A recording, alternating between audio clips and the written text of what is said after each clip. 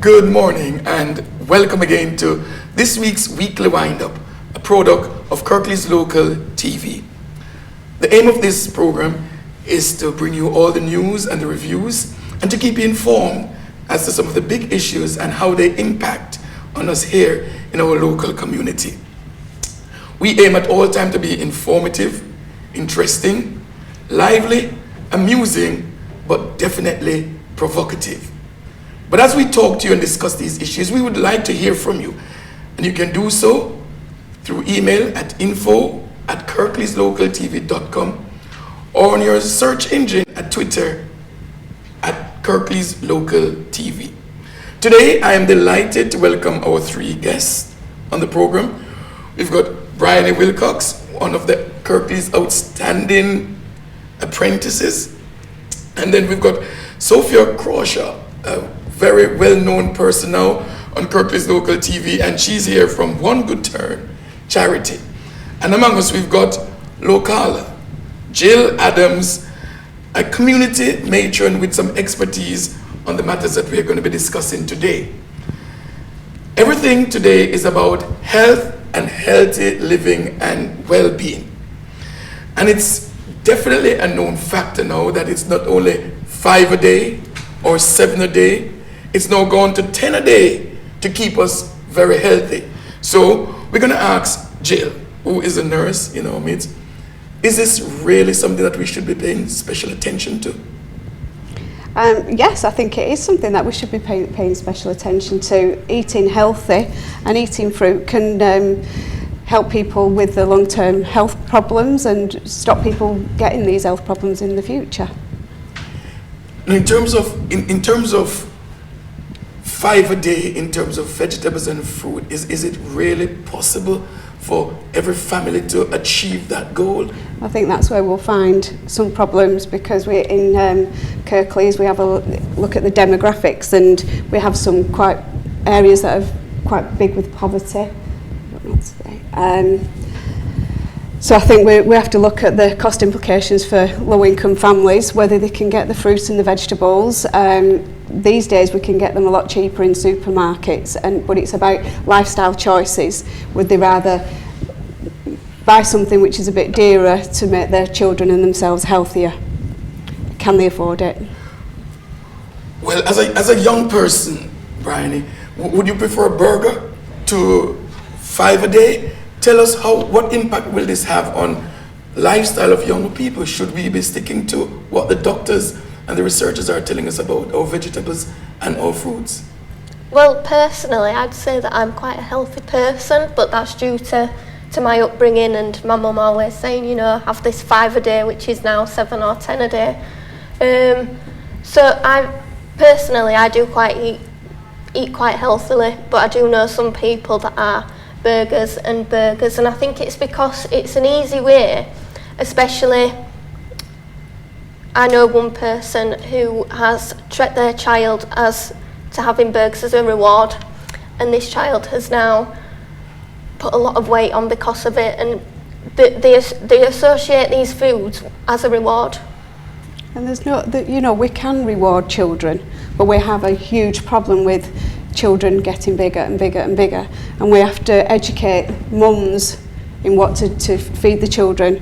It can be rewarded when they've done something good, because everybody needs a reward, but it's rewarding them in a different way, isn't it? Mm-hmm. That's right. Well, from One Good Turn Charity, we've got Sophia, and we want to know, Sophia, in your dealing with people, do you see this as a challenge in some of the charitable cases that are coming to you, that people are struggling to get this 5, not only 5, no, but 7, and can you imagine 10 a day? They even struggle to fill the fridge, never mind the fruit and the veg. You're talking about basic life essentials, bread and milk, they can't even afford that.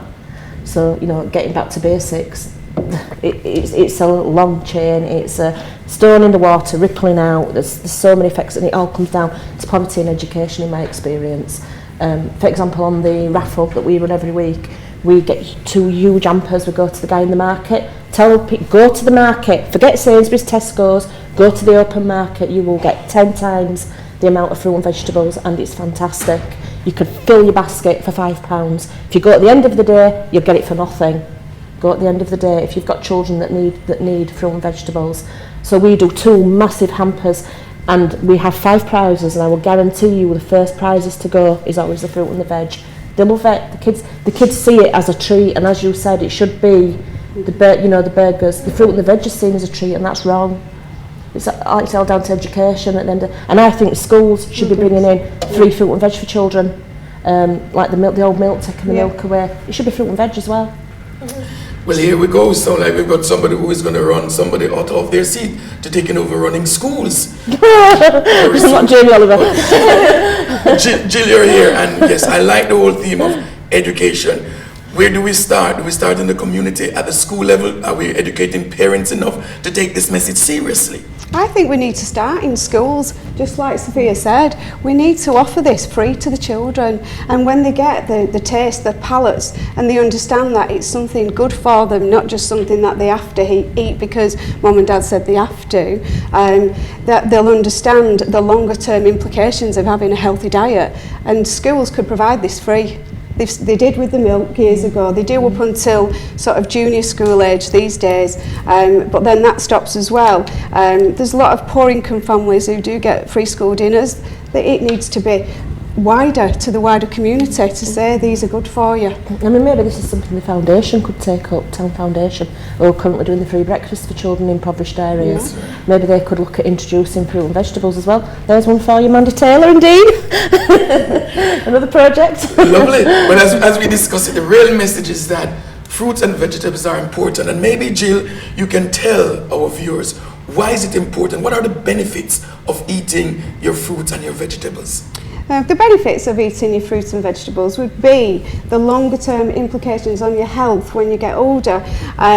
We know that certain fruits, certain vegetables help digestion, help bone structure, help growth. And I think that when children are having a treat, they need to see the fruit, the vegetables, the 5 a day as part of their lifestyle, not as a treat or not as a burden because they're shown to do that. They need to understand, and perhaps we need to target mums of these young children to say that your children will be healthier, will get less obesity within areas if we can eat 5, 7, 10 fruits a day. But at the saying that now fruit and veg don't have as many nutrients in it as what they used to do because of the soils and the amount of chemicals and things that are going in to the 5 a day. Because I mean, I know there's tablets that are out now that you can take with all your minerals and nutrients in. So if this is going to start going up to 12 a day or 15 a day, I think one day we're just going to end up on all tablet based, saying we can get all your minerals from There's just going arguments on about this. that, though, isn't there, whether or not they actually are effective. And I used to give my children the chewable Bassett vitamins once a day, and I used to get them the Actimel drinks. Used to have them one a day as well. They definitely help, and they're not going to do any harm, I suppose. But I think these are the natural products that's in your fruit and your vegetables. Your fruit, you've got natural sugars in there. Yeah. Not, we have sweetened things, don't we? Sweetened drinks for the children. All your fruit have the natural sugars in that are really good for you. Which is better than the sweetened things that Lovely. they have. Well, I'm quite sure that the farmers who are listening to us would be aggrieved if we were to start taking all these tablets. So we are going to be sticking very closely, whether they're genetically modified or not. We're going to stick to the natural fruits and vegetables. Did you know, to eat a banana, top tip, we eat them wrong. You're supposed to work on the other end, not the top end. Not the top end. There you go. There you go, the experts are speaking. I told you, this is a program to be glued to every single week. Kirklees Local TV Weekly Wind-Up. We're going to take time for a break now, but don't go away. We'll be back very shortly.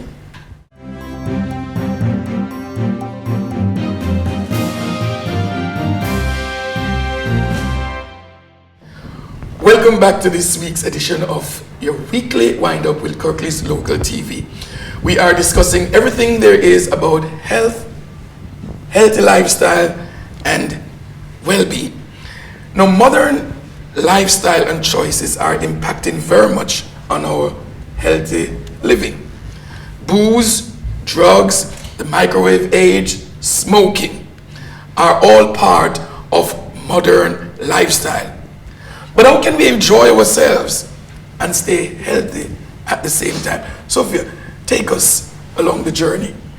Me, healthy. Yes, you are healthy, aren't you? Well, I don't smoke, I don't really drink. I don't really know the answer to that. Is it a personality thing? Because I don't need any stimulants to be daft and happy, because I naturally am, but... Well, do you think that people are now becoming less healthy because well, of I think the modern... depression's a big key, and I think people smoke for a few reasons. A, because they don't want to put weight on. B, because they get stressed and it's a de-stressor. And I think C, because it's habit, or they've started from school, or they've tried to fit in with the gang. I think smoking seems to be making a comeback, unfortunately. More and more young people. I work as a community matron, and I'm looking after people with long-term conditions. Biggest part of my caseload is respiratory disease. Older people, because years ago smoking was seen to be very sociable, that everybody did it, it was very cheap to do, and yet now we've got older people living with long-term respiratory conditions. I think we then found that it became an unsociable thing to do, and we may have a period where we won't have these people with respiratory disease, but it is becoming big again, and with younger girls, lots more girls are smoking, and I think it's peer pressure. Keep the weight down. Keep the weight down, and peer pressure. I saw it definitely in school. Yeah. When I was at school, it was a big thing to do. Luckily, I never got into it. I tried it and just wasn't for me. But I think they need to advertise more about the effects, not only internally but externally. I don't think these young girls realise smoking gives you all these nasty lines. You look like a cat's backside around your mouth, and they don't realise that when they get older it's going to ruin their looks. So I think maybe that's an angle to go at. But it's the age that we live young in. girls go at the angle of actually you'll end up looking like a dried up prune if you smoke. But can we safely say, as we're discussing it, we've got the advertising, we've got alcohol and drink selling so low in prices, we've got the students who are so stressed, we've got, are we trying to educate them, or are we just saying this is something that you do because you're young and we have been there, we have done it, let them experiment? Or are we to send the message across very strongly today from this panel? Our lifestyle, current lifestyle, partying, dancing all night, drinking all night, accident and emergency, getting tired of us, now turning us away, has that got a real impact on lifestyle? It has a massive impact on the NHS and A&E services. But you go to university, first week, freshers week, everything's a pound a pint, a pound a drink, isn't it? And they're encouraged to go out because it is bonding for them, isn't it? But then that becomes part of the university lifestyle, and where do we start to change all that? there's more promotion than there is deterrence within drugs and booze and smoking. But if we were to follow our culture, because you know that everybody sees Britain as a nation of drinkers, we're even told now that England is a greater drinking population than Scotland. So it seems as if it's in our DNA, it's part of our culture. So how do you change a legacy of years of pub and clubs and all of this to change our healthy habits? How do you do that? I think we're making changes. I think we've got a younger sort of cohort of people who will make these healthy lifestyle choices, and they don't go out and they don't drink, but then they need to socialise in some other way, and we haven't got anything really in this area for younger, or in other areas for younger children to get together to socialise without the microwave age of booze, drugs, etc. I also find as well, because my husband's been looking at swimming, and gym membership is so expensive. Yes. Why is it so expensive? Surely, you know, younger people should be offered this for free, especially with the new sports centre opening. They're wanting people to get healthy. Well, how can you afford it? Well, as you mentioned that, then, Sophie, it may be just important that we look at exercise, because we've been drummed now. Exercise, walking, doing something. Don't just be a couch potato. What Jill, tell us now, what's the value of the exercise program in this whole healthy conscience that we are talking about? It's about understanding your body and the longer term benefits of exercise. It's good cardiovascular exercise, and it will in the long run stand you in better stead for a healthy lifestyle and life choices. I think we've got younger children are doing more exercise. I think it's a way of coming together, My son works for Bolton Wanderers Football Club, working with children with disabilities, playing football, and you can play football, you can do anything, whatever disability you've got. And he's trying to promote that to children so that that consortium of children will move that into the next age and to the next era, and hopefully we can move that and understand the benefits of a healthy cardiovascular system. From my experience, I see, maybe I'm speaking out of term, a lot of parents just send the kids to their rooms to play on the computer games. I mean, I think, to be honest with my generation, probably in yours, the last generation to go out and play. And we used to get as exercise through playing, and now it's all computer games, sat in the room doing this.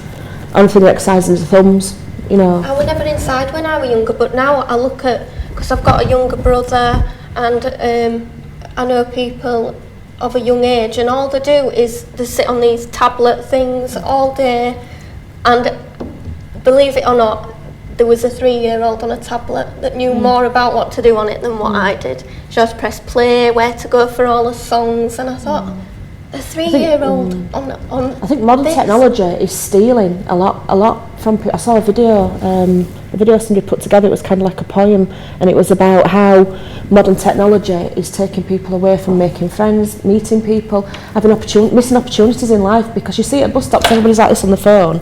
Where at one time people used to chat, didn't they, at the bus stop? And you see them on the bus on the phones. I used to sit on a bus to have a chat with somebody, and people don't do that anymore. I actually heard that in the GP surgery the other day. One lady said, well, I'm not going there again. I used to like the chatting in the surgery waiting room, and she said everyone were on the phones. But I think that is about education for parents. It's about, we was a knock on the door age, weren't we? Yeah. My youngest rings her friends to see if they're playing. You know, why are we doing that? You go out and you knock on that door. We used to walk miles just to see if they were in. Well, the health message has to go across widely. And I do believe it's a concerted effort of everybody, parents, the local health authority, government official, and certainly our local council. We hope you're tuning in and listen to the voices of our people. We need more support on the Healthy Living Initiative. Well, you've been listening to us and we've been talking to you, but we would like to hear from you, our viewers. So do so by email at info@kirkleeslocaltv.com, or you can go on your search engine at Twitter at Kirklees Local TV. We're going to take another short break, but we'll be coming directly back to you. So do not touch that button. Stay with us.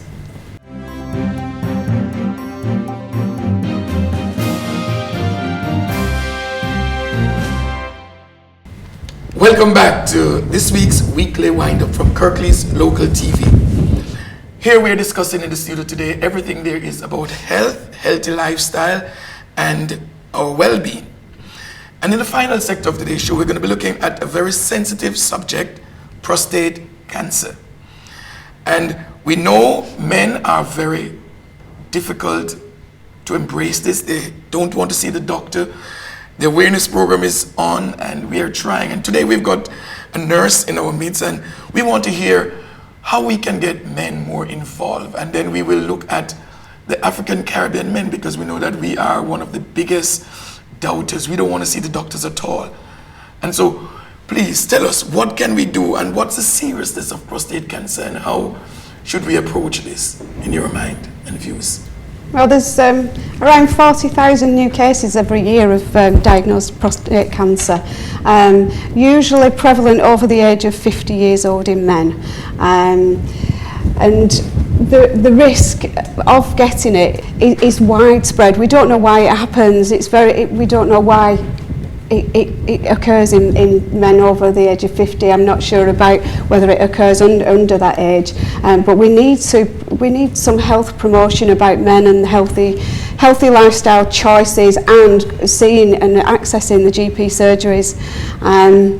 There's lots of other reasons why we could have, urgency with urination, and everyone puts it down to prostate, but we can do a simple blood test called a PSA.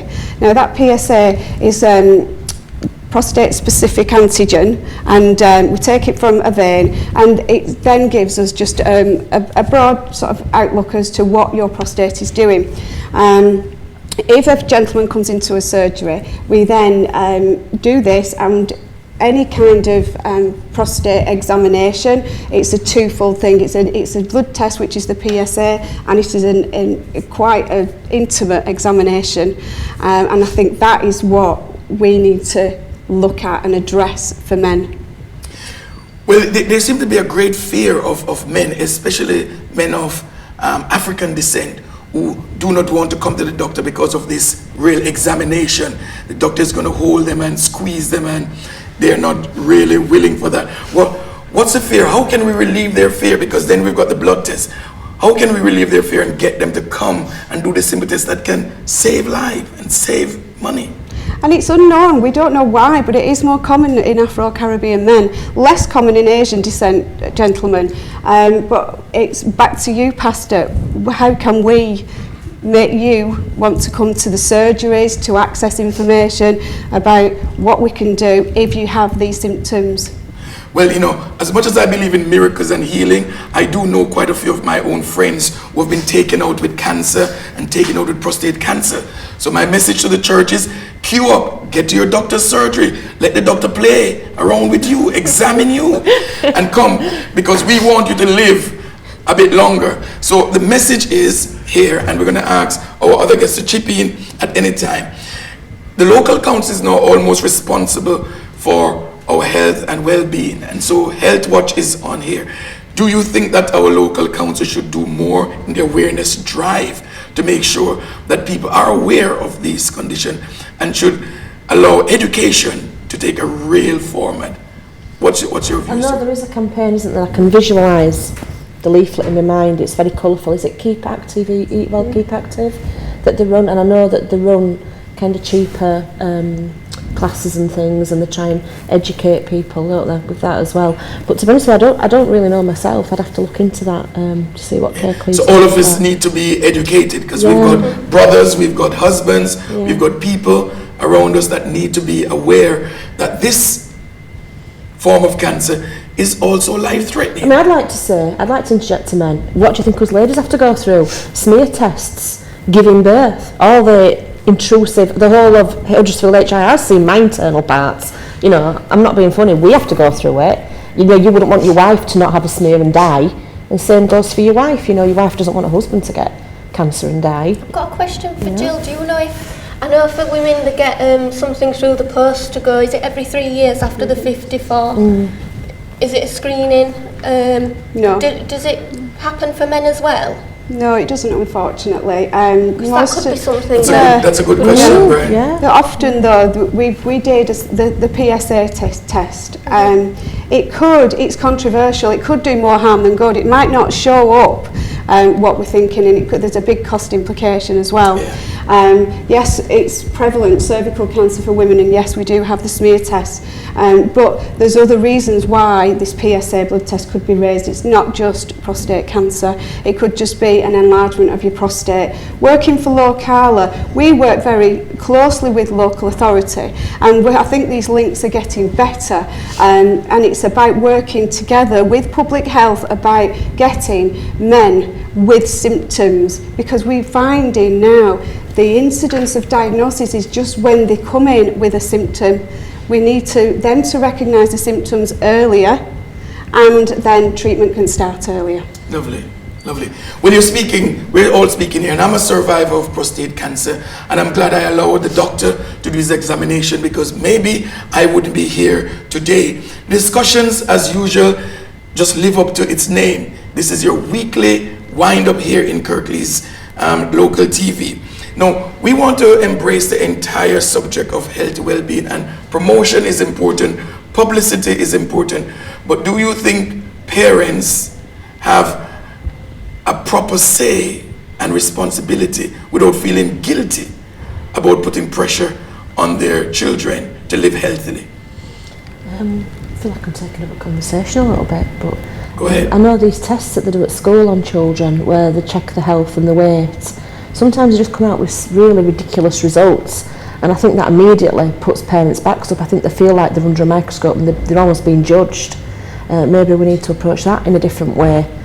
Because as soon as they start putting backs up with parents, that parents always feel like they're being judged rather than being advised. Parents need just as much support as what the children do, because they can't be blamed for Everything. you know, if they haven't got the knowledge, how can they pass it down to their children? And it's not for parents to feel guilty. They need just as much support. Well, the message is clear to our local authority here. Parents have a responsibility. Parents do need support. They do need guidelines. And it's the responsibility of our local council to make sure that they bring awareness and education. We're almost out of time, but we have a new story here that we'd like to hear the panel's view on. A boy of 3 years old, about 3 or 4, is seen smoking in the public. Onlookers pass by laughing, but nobody intervened. Is that the problem we're having right across the world and here in our locality, that nobody is willing to intervene when we see people doing things that is putting their health at risk? I think that public don't want to intervene anymore, and I think we should be doing. When I was younger, if somebody saw a 3 or 4 year old smoking in the street, they'd be dragged on with the collar of the shirt and took to the parents, and the parents would have addressed it. But these days people tend to walk past and snigger instead of dealing with the problems. Any other views? I'm just thinking, how can a 3 and 4 year old afford cigarettes? Has he got a good paper round? Does he smoke roll-ups? No, but seriously, I mean, who would walk past a child smoking a cigarette? I wouldn't. Well, obviously he's got that from somewhere, and has he obtained that by stealing it from somebody? This is it. There's implications, because if he steals a cigarette and he gets away with it one time, what does that lead to in the future? Wasn't there another one as well? There was another one before that, wasn't there? Another child that was smoking quite heavily. I can't remember where it was. And apparently they've weaned him off now. He doesn't smoke anymore. But I've heard that it was abroad somewhere. Yeah. I read it in a magazine that this ridiculous, a 2-year-old with a cigarette in his hand.